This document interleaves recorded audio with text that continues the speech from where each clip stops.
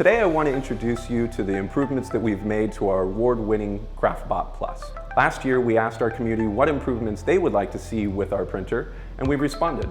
We've introduced a new all-metal hot end, a new glass build plate, and we've made our filament monitoring system available as an optional add-on.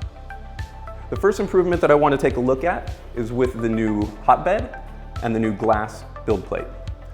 Now the hotbed is great because it has an integrated heating element, which means that the entire surface stays consistently hot throughout your entire build. The build plate is actually made out of safety glass, which makes it extremely scratch resistant, very flat, and gives you that wonderful shiny look on the bottom of your build. We've introduced a couple of new improvements to the extruder on the new CraftBot Plus model. First thing you'll notice is we've added a new all-metal hot end, which improves overall print quality. It also supports certain specialty materials like brass and wood. The metal hot end is also much easier to clean and maintain. Now the second improvement that you'll see with the extruder is around the cooling system. In our old model, air was directed down towards the object, whereas with the new model, air is directed more precisely in the cooling area so that it improves with bridging and with overhangs. Now let's take a closer look at the new all-metal hot end. Starting with the nozzle, it's been extended through the new heat block into the redesigned heat break. Together with the new heat sink, all of these are designed to prevent clogging and oozing during frequent retractions.